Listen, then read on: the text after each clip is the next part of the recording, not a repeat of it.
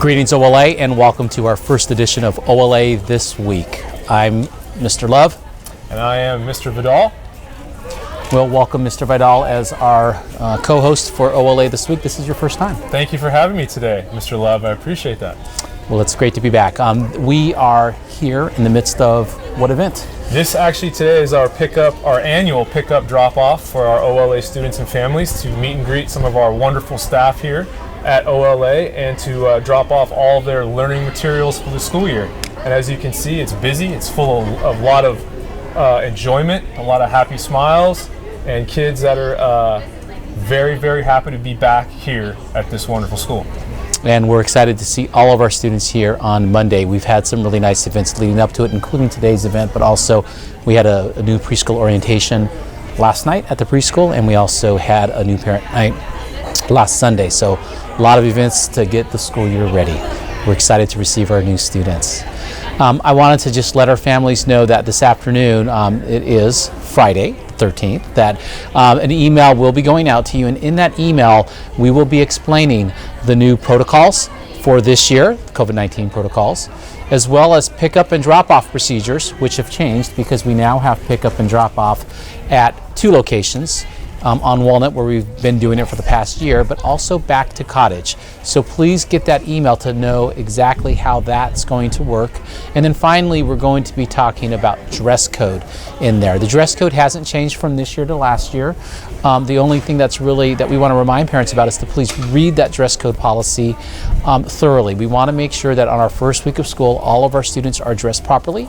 And we want our parents to understand that Mr. Vidal and Miss Rowell will be both kind of the head enforcers of the dress code along with our teachers, but that really matters. We want to make sure that our kids get a good start to the school year dressed for success. Absolutely, Mr. Love. And to piggyback off that, some more facilities updates for all of you wonderful families out there is our wonderful preschool is fully built. It's fully operational. We are starting on Monday with a lot of wonderful cougar cubs here at our school.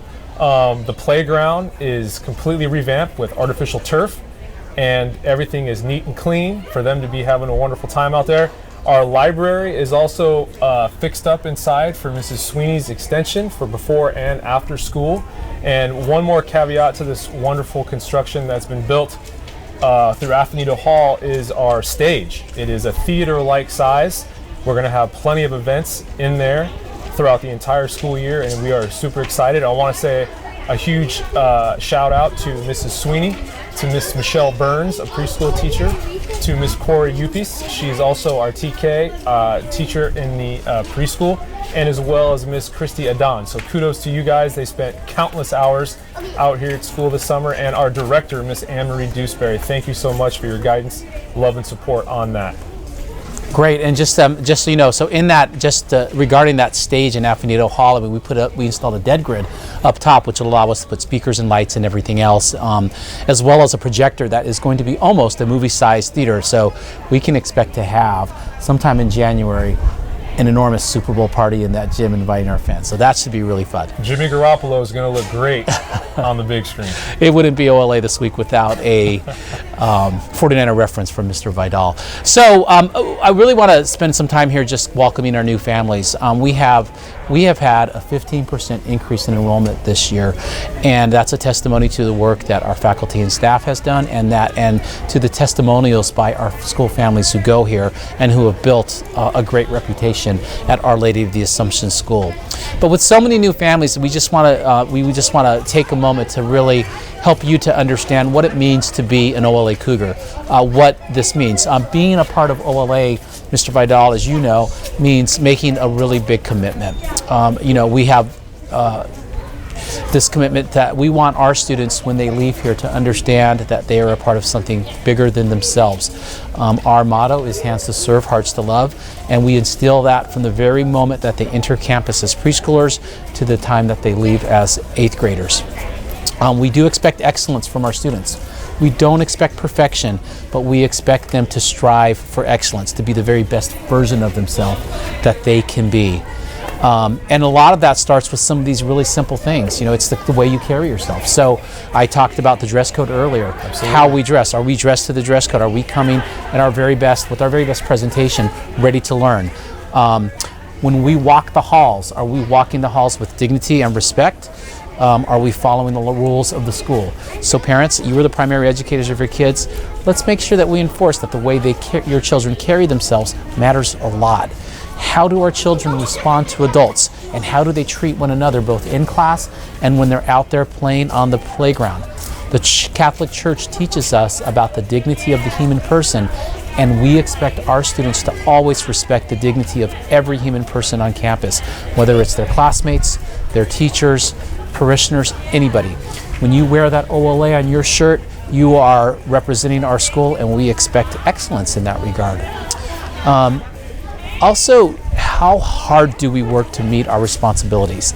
I like to say that at OLA, we work hard and play hard. We've got a dynamic parent population that puts on really fun community events. We know how to party, we know how to have fun, but our parents also have high expectations of our teachers and of their children to achieve academically. And so for our students, we want to make sure that they're living in the moment, and in doing so, working hard, meeting their responsibilities as students. And finally, as our mission statement says, meeting their responsibility to God, self, and others. And finally, service. Service is a huge part of the OLA experience. We are called to serve. And so we want our students to know that when there's a chance to serve, go for it. Every student in the school will have service projects this year. It's something that we do. We want them, when they leave here, to know that they didn't just have to serve each year, but that it's an ethic that they carry on with them for the rest of their life. So, in addition to service projects, there are times where we'll need students to step up.